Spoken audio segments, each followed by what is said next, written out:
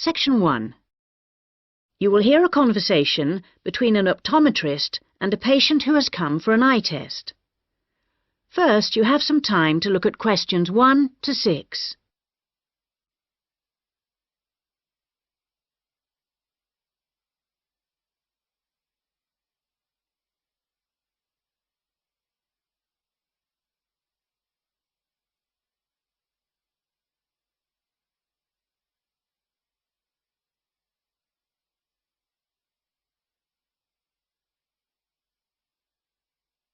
You will see that there is an example that has been done for you.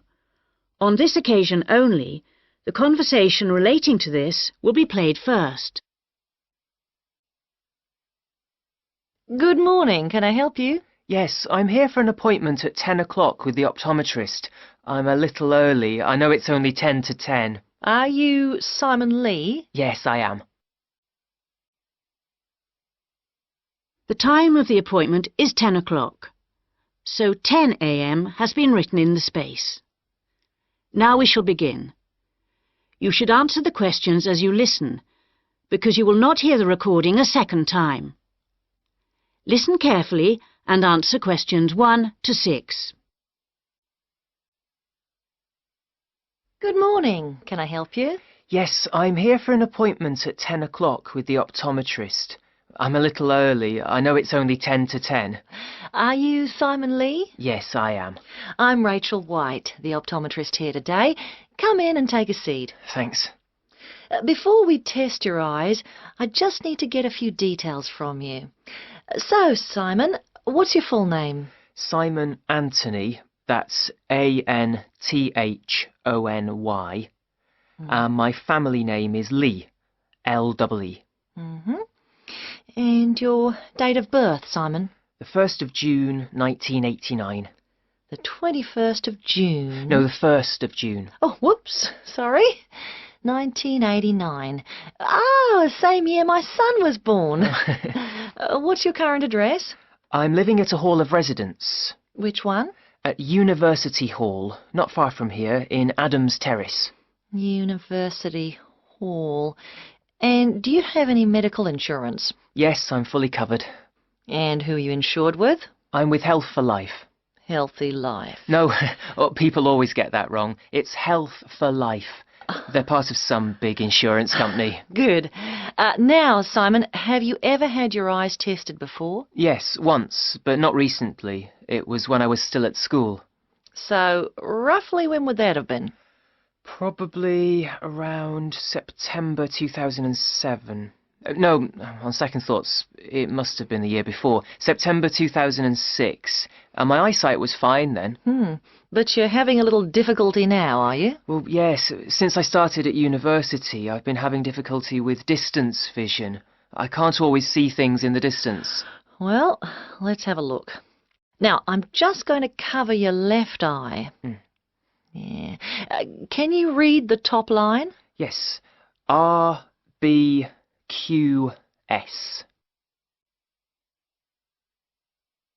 Before you hear the rest of the conversation, you have some time to look at questions 7 to 10.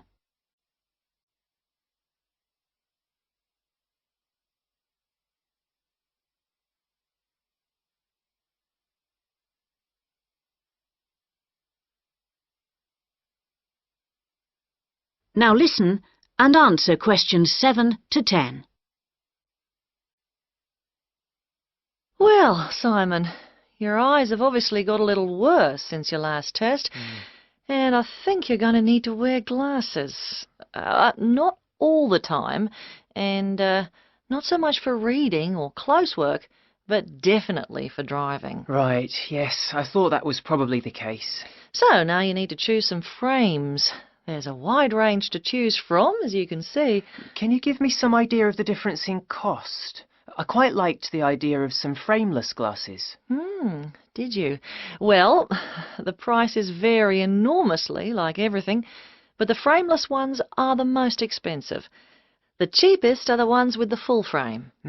Perhaps I'd better go for those. Or why not try these ones with the half frame? They're not too bad. Yes, they look quite nice, and they're strong. Far less likely to break than the frameless ones. Oh, that's a good point. OK, I think I'll take those ones. Huh. If you pop back next Monday, I should have them ready for you, and you can pay for them when you pick them up. Thanks very much. Can I pay by credit card? You can, but there'll be a slight charge if you do that. Right, I'll pay by cash then, if you don't mind. No problem. Cash, credit card, debit card, all the same to us. See you on Monday. That is the end of section 1. You now have half a minute to check your answers.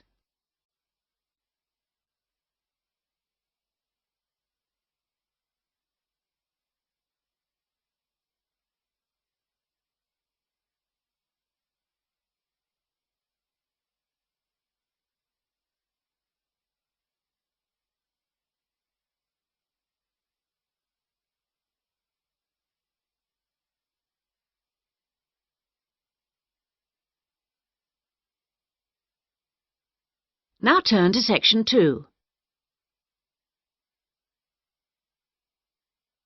Section 2. You will hear a guide talking to a group of visitors about a national park. First, you have some time to look at questions 11 to 16.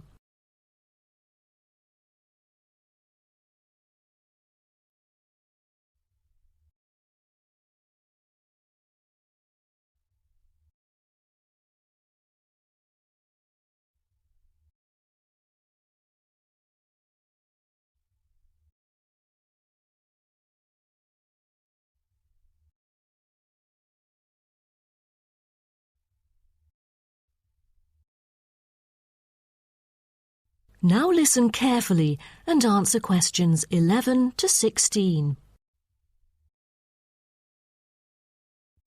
Welcome to Byron National Park. I am Jim Carson, your tour guide for the trip. First, I'd like to give you some basic information about the park. Covering 7,000 acres of land and spanning across 3 states, Byron National Park was established to protect the area's most spectacular scenic values.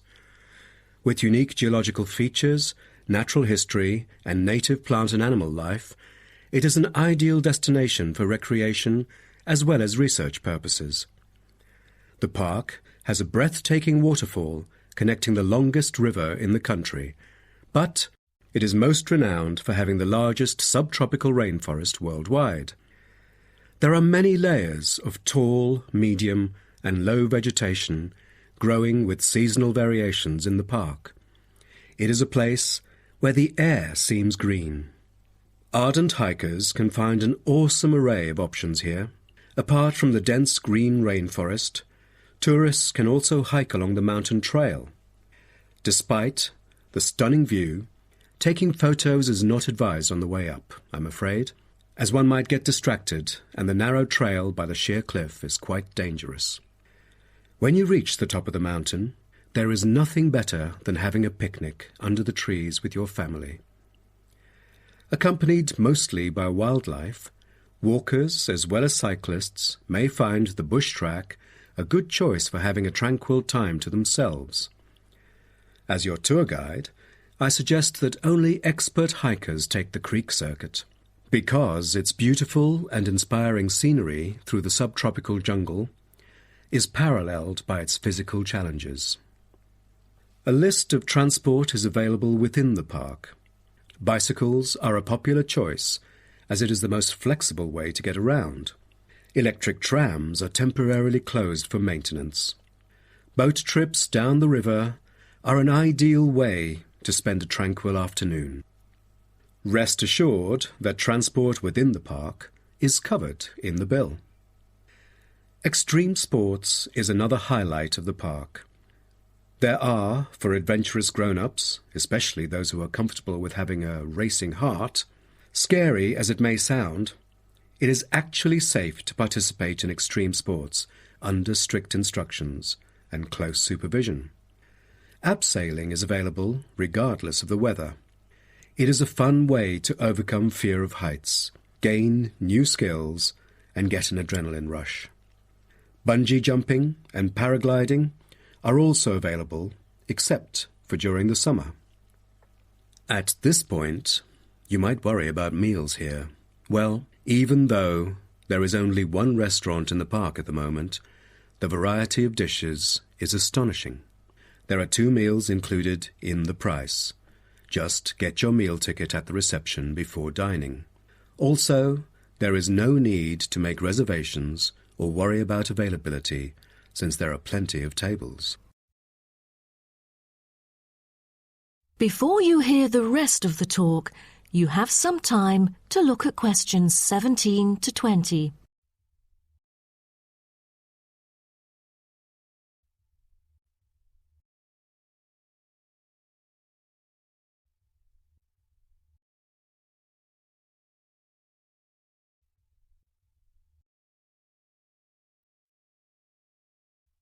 Now listen and answer questions 17 to 20. During your stay here, you might want to know what there is to do. Let's turn to the plan so I can familiarize you with the layout of the park. Most tourists would choose to stay in our guest house, located in the southeast corner. It features 63 tastefully appointed guest rooms, many of which offer spectacular views of the park. You'll find a home away from home at our guest house. But for those who want to experience the natural beauty up close, there is also a campsite. When you get out of the guest house, go straight ahead, turn right at the end of the road.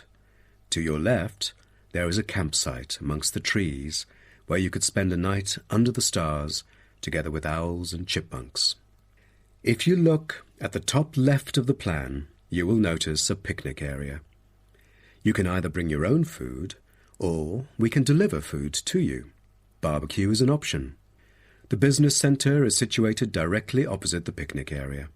It provides flexible, fully serviced offices, conferencing suites, meeting rooms, and is equipped with the latest multimedia facilities. Wired, as well as wireless, high-speed internet is available within the entire premises. The centre is designed to cater to both individual travellers and corporate groups. Visitors can also go to the museum, which holds a vast collection that exhibits local history and a natural habitat. You start from the guest house, just turn left at the first conjunction, then walk past the tea house. Turn right. You'll see the museum after making the third right. Have you found it? Pretty easy, right? To spend a delightful afternoon with a book and a fresh cup of coffee, you can go to the only cafe in the park. From the guest house, you go straight, then take the second right, and you'll see the cafe right in front of you. You might want to check out our all-season tennis court, which offers instruction for all ages and skill levels. It is located right opposite the cafe. That is the end of section 2. You now have half a minute to check your answers.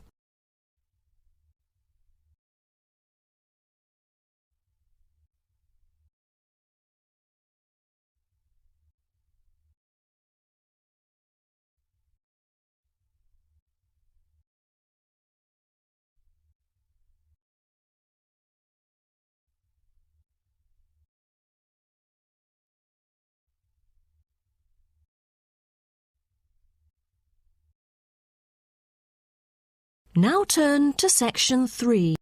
Section 3. You will hear a conversation between 2 students and their professor discussing an essay. First, you have some time to look at questions 21 to 26.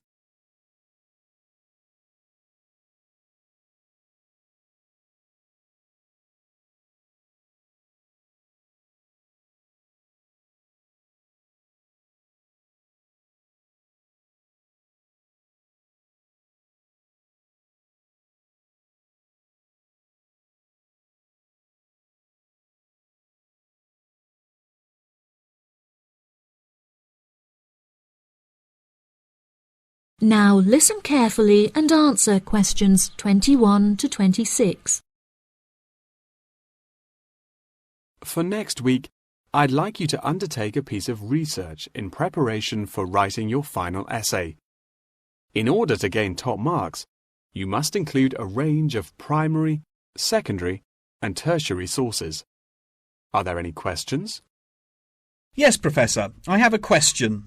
We haven't yet covered how to undertake this sort of research in much depth, and I'm a little unsure of what you want us to do. In telling us to include primary sources, do you mean you want us to design and distribute a questionnaire, analysing the results? You could design a questionnaire, but you'll soon find that distributing a questionnaire on such a large scale is somewhat troublesome. We couldn't possibly expect you to do it effectively as an individual university student without the necessary resources. No, ideally, I would like you to form 1 or 2 focus groups and interview them. This will provide you with a more qualitative approach. If your strengths lie in mathematics, please by all means take a more quantitative approach, but this will be more strenuous and time-consuming and isn't entirely necessary for the purpose of this study. Professor, you haven't told us what our project is about. Do we get to choose our own topic based on the previous study? No, I'm afraid not. This will be a strictly Australian study. However, you can choose which angle you'd like to take, so long as it remains within the realm of anthropology. Does anyone have any questions specifically about the formation of the focus groups? I'd had several emails about this, and I'd like to address it now. My study is related to growing up in Australia and the question of nature versus nurture. I've gathered more than 200 school children who would be happy to participate in a focus group. Do you think we'll need to include that many participants in a focus group? Blimey, Douglas, well done for finding that many willing children, but you definitely don't need that many for the study you're going to undertake. I'd say you need no more than 5 children per group, and no more than 3 groups, so 15 children altogether. You definitely need to control the group size in order to generate a meaningful dialogue. OK, if it's useful, I'll try and do it. I appreciate your enthusiasm for the project, but there are plenty of different ways to gather data, and I'm sure that if you look hard enough, you'll find someone who has conducted almost the exact same research in the past. My advice for you is don't be too ambitious and try to include as much information about various people or sectors. For those who haven't ever collected original data before, what do you suggest we do? I would suggest that you read accounts from other people who have undertaken such research to see what advice they can give. I would also encourage you to read Chapter 8 in the course textbook, which should give you a good introduction to collecting data. Moreover, you should try to practice using the data table provided in your course handbook. By now, you should have read at least 6 or 7 books giving quite detailed instruction on how to go about collecting data. Professor, I don't know about everyone else, but I'm having trouble reading the books. I had a really big assignment for another course, and I've been spending all my time on that. Jane, have you read all the books the Professor mentioned? Well, my trouble is getting hold of the books. I've been to the library several times, but all the books are out. Sounds like you should have started borrowing books a bit earlier. Yes, I should have. But I got several ones from my friend a couple of days ago. I just skimmed through them and don't remember a lot of the information. Before you hear the rest of the conversation, you have some time to look at questions 27 to 30.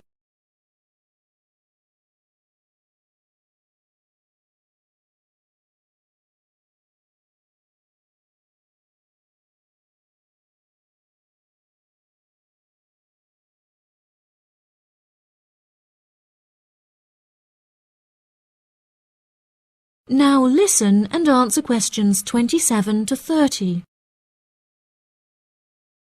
But now let's look at these things. We'll need to start thinking about which ones we'll definitely want to do for the project.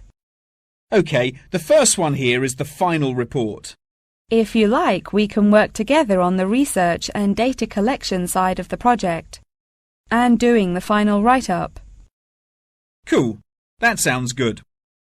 I'm not sure how much I'd be able to contribute, considering I haven't had a chance to read the course material, but I should be able to prepare some sheets and a list of questions that can be used during the focus group sessions. That sounds appropriate. I think so too. Do you think we'll need to write a letter to send to the participants, telling them the time and place for the interviews? Positive. I can take care of that. Well, that's great. I should also include a document for them to sign saying that they're happy to be voice recorded. Oh yes, of course, I forgot about the transcript. That'll likely be a big job, so let's do half each. I'll do one of the groups and you can do the other, OK? Sounds like a plan. That is the end of section 3. You now have half a minute to check your answers.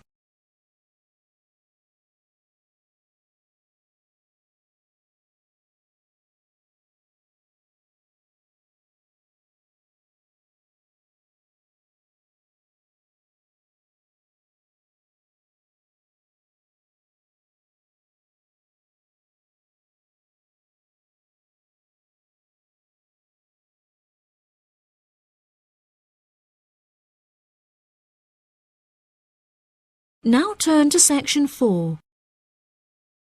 Section 4. You will hear a conversation about astronomy. First, you have some time to look at questions 31 to 40.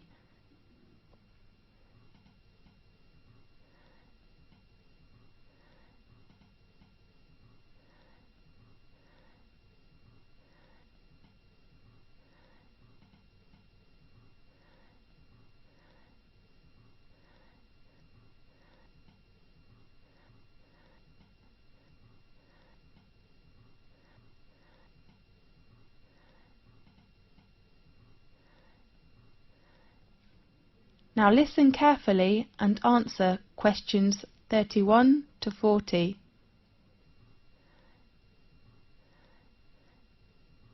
This is Magic Time from the BBC. I am Faith.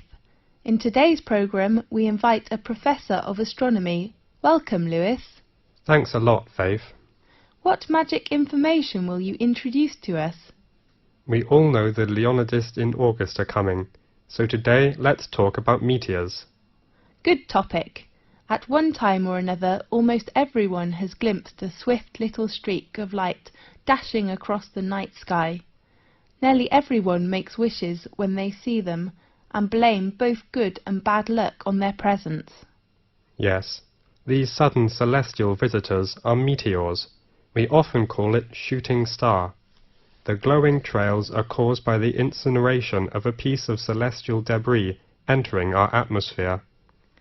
Many meteors are quick flashes, but some last long enough for us to track their brief course across the sky. Right. Now and then a meteor truly will light up the night, blazing brighter than Venus, although rarely, even brighter than the moon, leaving in its wake a dimly glowing trail that may persist for minutes. Lewis, can we see some meteors every night in 1 year? Yes. Under a dark sky, any observer can expect to see between 2 and 7 meteors each hour, any night of the year. These are sporadic meteors. Sporadic meteors? Yes. Their source bodies, meteorids, are part of the dusty background of the inner solar system. Several times during the year, Earth encounters swarms of small particles that greatly increase the number of meteors. The result is a meteor shower, during which observers may see dozens of meteors every hour. Concentrations of material within the swarms may produce better than average displays in some years, with rates of hundreds per hour, and were treated to a truly amazing display in which thousands of visible meteors can be seen for a brief period. The phenomenon is called meteor storms, which are more magnificent than meteor showers. Aha! That's wonderful! Definitely. The meteors that appear during a meteor shower seem to come from one point in the sky. This illusion is an effect of perspective, just as a roadway seems to converge in the distance. Usually, meteor showers get the name of the constellation from which the meteors appear to radiate.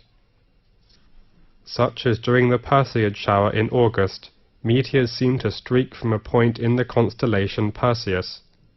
When is the biggest meteor storm? According to records, in 1833, a storm of 60,000 meteors an hour shocked the world. 60,000? That's unbelievable!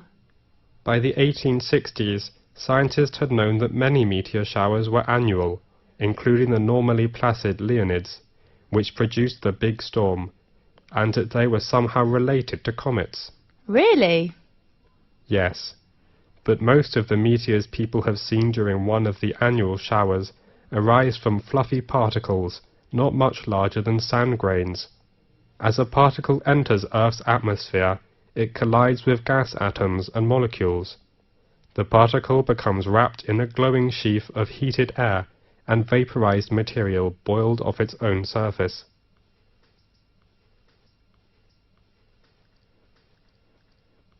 Whether meteor is very near to us when it appears? No, in fact, it is an illusion. However, even well-trained professionals can be fooled, such as airline pilots have swerved to avoid meteors that were actually 160 kilometers away. A meteor that appears brighter than any of the stars and planets is a fireball. Fireball? That's so interesting. Yeah. Most meteors are seen 80 to 120 kilometers above the ground. Sometimes someone will claim to see a fireball land on a hilltop, but in fact a real fireball first appears at a height of about 125 kilometers and loses its brightness while still at least 20 kilometers above the ground. Yes. What colours do meteors have? Usually, most meteors look white, but some also appear blue, green, yellow, orange, or even red. What will happen if a meteoroid gets to the surface of the Earth without being completely vaporized? It will be a meteorite. I heard meteorites were long ago thought to be cast down as gifts from angels. Yes, and others thought the gods were displaying their anger. Really? As late as the 17th century, many believed they fell from thunderstorms. They were nicknamed thunderstones. Many scientists didn't believe the accounts of people who claimed to have seen meteors, and some experts were skeptical that stones could fall from the clouds or the heaven. Yes. One of the most significant meteorite events in recent history destroyed hundreds of square miles of forest in Siberia on June the 30th, 1908. According to local witnesses, a ball of fire streaked through the sky and seemed to enter the atmosphere at an oblique angle. It exploded, sending out hot winds and loud noises, and shaking the ground enough to break windows in nearby villages. Small particles blown into the atmosphere lit the night sky for several days. So, nowadays, the prevailing theory holds that a meteor exploded just above the surface? Yes. Most impact craters and basins larger than the meteor crater are heavily worn away, or have been buried by rocks and dirt as the Earth's surface changed. At present, Chicxulub Basin, centered in Mexico's Yucatan Peninsula, is the largest one. The diameter of basin is around 300 kilometers. Rock samples obtained by drilling into the basin show that an asteroid struck the Earth there about 65 million years ago. Does that the same period with the dinosaurs disappeared? That's right. Many scientists believe this debris caused climate changes which made the dinosaurs not survive. We do really hope that will never happen again. Right. OK, thanks for watching today's programme. See you next week. This is the end of section 4. You now have half a minute to check your answers.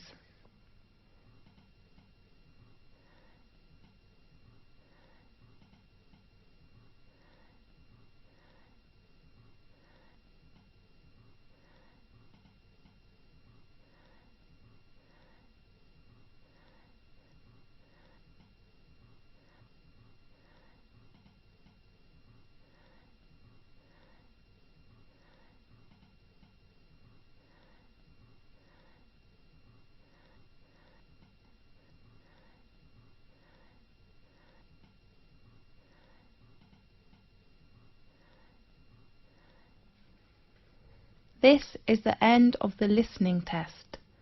You now have 10 minutes to transfer your answers to the listening answer sheet.